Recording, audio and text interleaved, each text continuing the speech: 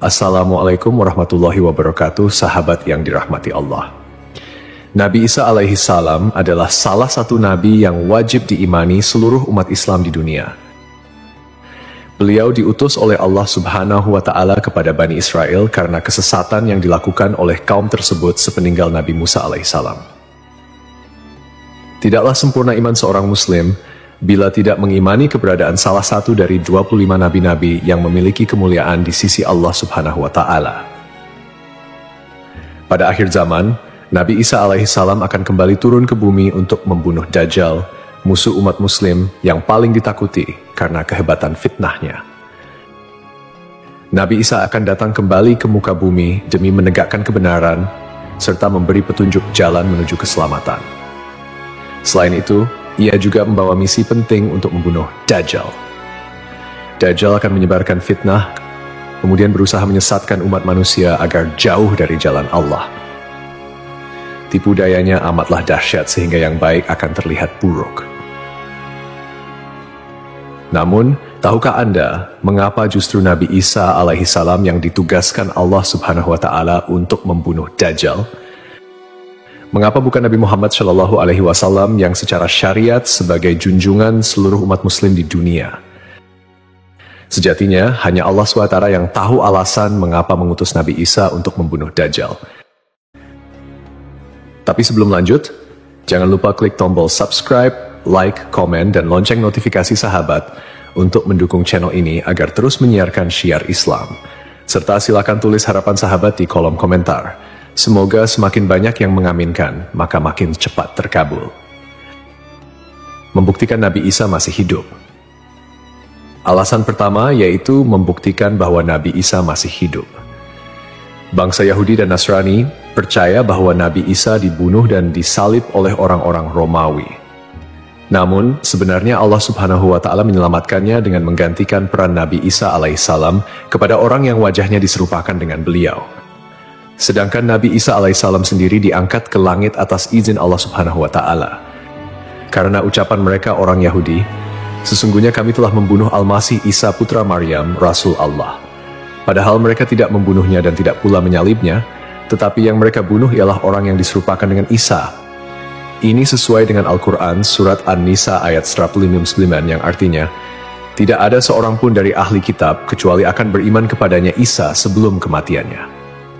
Dan di hari kiamat nanti, Isa itu akan menjadi saksi terhadap mereka. Hal ini membuktikan bahwa tuduhan bahwa Nabi Isa telah disalib oleh kaum Yahudi adalah salah. Sebab selama ini kaum kafir mempercayai bahwa Nabi Isa sudah wafat. Sementara Allah menegaskan dalam firman-Nya bahwa Nabi Isa telah diangkat ke langit sebelum kaum Yahudi membunuhnya. Di hari akhir, Dajjal muncul dengan segala tipu dayanya, kemudian dibaiat oleh kaum Yahudi. Kaum Yahudi juga bersedia menjadi bala tentaranya dengan keinginan membalas dendam terhadap kaum muslimin. Kemudian Allah menurunkan Nabi Isa yang menurut mereka sudah mereka bunuh di masa lalu. Allah menolong Nabi Isa sehingga berhasil membunuh Dajjal dan mengalahkan bala tentaranya. Di masa itu, mereka sama sekali tidak bisa lolos. Bahkan jika ada seorang Yahudi yang bersembunyi di balik pohon, batu, atau dinding, maka benda-benda itu akan berseru, "Di sini ada orang Yahudi." Dekat dengan Nabi Muhammad. Salah satu nabi yang memiliki kedekatan khusus dengan Nabi Muhammad adalah Nabi Isa. Aku adalah manusia yang paling dekat dengan Isa bin Maryam. Antara zaman kami berdua tidak ada nabi yang memisahkan. Selain itu, Nabi Isa sendiri pernah berdoa kepada Allah Subhanahu wa Ta'ala untuk dijadikan umat Nabi Muhammad. Oleh sebab itu, Nabi Isa diturunkan ke bumi untuk menjadi umat Nabi Muhammad. Pasalnya, berita tentang keistimewaan Rasulullah Shallallahu Alaihi Wasallam memang sudah diketahui pada zaman Nabi Isa. Hal tersebut diterangkan di dalam Injil sesuai surat Al-Fath ayat 29. Nabi Muhammad adalah utusan Allah dan orang-orang yang bersama dengan dia bersikap keras terhadap orang-orang kafir yang bersikap memusuhi, tetapi berkasih sayang sesama mereka. Itu adalah sifat-sifat mereka yang diungkapkan dalam Taurat dan Injil. Yakni seperti benih yang mengeluarkan tunasnya, kemudian tunas itu makin kuat, lalu menjadi besar dan tumbuh di atas batangnya.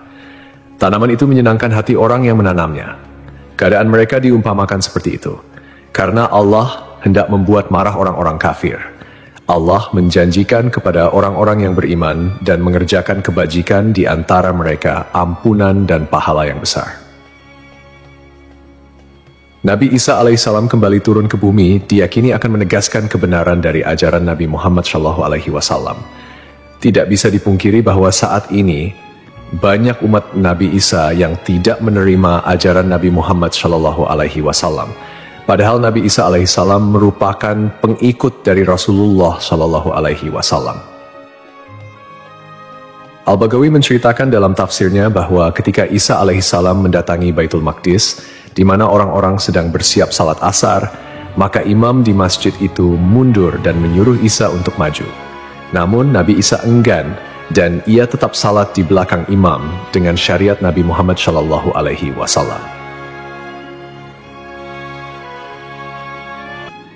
Menjalankan kewajiban jihad. Menjalankan kewajiban jihad sebagai kaum muslimin adalah tugas yang penting. Maka Nabi Isa diturunkan ke bumi untuk menjadi umat Nabi Muhammad. Keistimewaan Nabi Muhammad memang sudah diketahui sejak masa Nabi Isa dan diterangkan di dalam Injil sesuai surat Al-Fath ayat 29, yang artinya, Muhammad adalah utusan Allah dan orang-orang yang bersama dengan dia bersikap keras terhadap orang-orang kafir, tetapi berkasih sayang sesama mereka. Kamu melihat mereka ruku dan sujud mencari karunia Allah dan keridhaannya. Pada wajah mereka tampak tanda-tanda bekas sujud. Demikianlah sifat-sifat mereka yang diungkap Taurat dan sifat-sifat mereka yang diungkapkan dalam Injil. Saat Nabi Isa turun ke bumi, Dajjal sudah berada di tengah masyarakat dan memperdaya manusia. Sebagai kaum muslimin, Nabi Isa berkewajiban untuk berjihad melawan Dajjal dan bala tentaranya. Menjalankan kewajiban jihad. Allah Subhanahu wa Ta'ala memilih Nabi Isa alaihissalam untuk membunuh Dajjal sebagai bentuk penegasan terhadap kebenaran agama Islam. Sebagian umat Nabi Isa masih belum menerima ajaran Nabi Muhammad dan masih memandang Nabi Isa sebagai anak Allah Subhanahu wa Ta'ala, walaupun Nabi Isa sendiri menolak klaim tersebut. Nabi Isa sebagai nabi yang jarak paling dekat dengan Nabi Muhammad. Keduanya merupakan tokoh yang unik dalam perjalanan kenabian. Tidak ada nabi yang diutus oleh Allah Subhanahu wa Ta'ala di antara masa hidup Nabi Isa dan Nabi Muhammad. Oleh karena itu, Allah Subhanahu wa Ta'ala mengutus Nabi Isa untuk membunuh Dajjal dan menghapus seluruh agama selain Islam. Tujuannya agar umat Nabi Isa menyadari kesesatan pandangan mereka dan beriman kepada Allah Subhanahu wa Ta'ala serta Nabi Muhammad sebagai nabi terakhir. Tindakan ini juga menggambarkan bahwa agama Islam adalah agama yang benar dan sempurna, mengintegrasikan ajaran-ajaran para nabi dari sebelumnya. Agama Islam sebagai agama rahmatan lil alamin yang membawa kedamaian, keadilan, dan kesejahteraan bagi seluruh makhluk. Nabi Isa diberikan mukjizat luar biasa seperti menghidupkan orang yang telah mati, menyembuhkan orang buta dan sakit, serta berbicara di buayan hingga dapat menciptakan burung dari tanah liat. Nabi Isa sebagai penyempurna dari ajaran sebelumnya menyampaikan bahwa setelahnya akan muncul seorang utusan terakhir, yakni Nabi Muhammad. Nabi Muhammad, nabi yang paling mulia dan utama di antara semua nabi. Beliau dianugerahi mukjizat terbesar, yaitu Al-Quran, yang merupakan firman Allah Subhanahu wa Ta'ala yang tidak dapat ditiru ataupun diubah oleh siapapun. Selain itu, Nabi Muhammad juga memiliki syafaat, yaitu pemberian ampunan kepada umatnya di hari kiamat. Melalui perbuatan membunuh Dajjal, Nabi Isa akan memperkuat dan menegaskan kemuliaan Nabi Muhammad, mengakui kedudukannya sebagai nabi penutup zaman. Tidak hanya Al-Quran, Nabi Muhammad juga diberikan mukjizat lain seperti membelah bulan dan air mengalir dari jemari tangannya. Perjalanan Isra dan Miraj serta mampu bersabda dalam berbagai bahasa. Mukjizat-mukjizat ini menunjukkan kekuasaan Allah yang melampaui batas akal manusia. Sementara keistimewaan Nabi Muhammad sebagai utusan Allah yang paling sempurna semakin terungkap, akhlak mulia, kejujuran tak tercela, keberanian luar biasa, dan kepedulian yang mendalam terhadap umatnya juga menjadi bagian dari kepribadian Nabi Muhammad. Beliau adalah uswatun hasanah, telan baik bagi seluruh manusia. Hubungan dekat Nabi Isa dan Nabi Muhammad terlihat jelas, di mana Nabi Isa adalah nabi yang paling mendekati masa kenabian Nabi Muhammad tanpa ada nabi lain yang diutus oleh Allah antara keduanya. Nabi Isa bahkan menyampaikan kabar tentang kedatangan Nabi Muhammad sebagai nabi terakhir. Beliau mengakui bahwa Nabi Muhammad adalah nabi penutup para nabi dan menyatakan persaudaraan di antara mereka, cinta dan saling menghormati.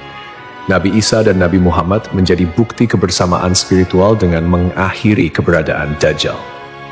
Nabi Isa secara simbolis menegaskan kemuliaan Nabi Muhammad dan menghormati sebagai nabi akhir zaman. Untuk dikembalikan ke tanah. Alasan selanjutnya, Nabi Isa alaihissalam akan dikembalikan ke bumi sesuai kodrat manusia yang tercipta dari tanah. Hal tersebut sebagaimana yang dijelaskan pada surah H ayat 5 yang artinya, dari bumi kami menciptakan kamu, dan kepadanya kami akan mengembalikan kamu, dan daripadanya pula kami akan mengeluarkan kamu pada kali yang lain. Nabi Isa alaihissalam diturunkan ke bumi juga menandakan bahwa ajalnya akan tiba. Setelah wafat, Nabi Isa alaihissalam akan dimakamkan di tanah suci, lalu dibangkitkan kembali bersama manusia lain di hari kebangkitan. Mengenai lokasi makam Nabi Isa alaihissalam, terdapat perbedaan pendapat di kalangan ulama. Sebagian ulama mengatakan lokasinya terletak di Bait al-Maqdis, dan sebagian lainnya mengatakan akan dimakamkan bersama Nabi Muhammad SAW. Sebagai muslim yang beriman, tidaklah pantas bagi kita untuk membanding-bandingkan siapa nabi yang lebih hebat, karena semua nabi yang diutus oleh Allah Subhanahu wa Ta'ala mempunyai tujuan yang sama, yaitu mengajak tauhid, mengagungkan kebesarannya. Nabi Isa alaihissalam selain ditugaskan Allah Subhanahu wa Ta'ala untuk membunuh Dajjal pada akhir zaman, ternyata beliau juga akan memiliki tugas dan maksud tertentu yang pada intinya adalah menegaskan ajaran yang dibawa oleh Nabi Muhammad SAW kepada seluruh manusia yang ada di dunia. Semoga kita semua bisa memetik pelajaran. Wallahu a'lam.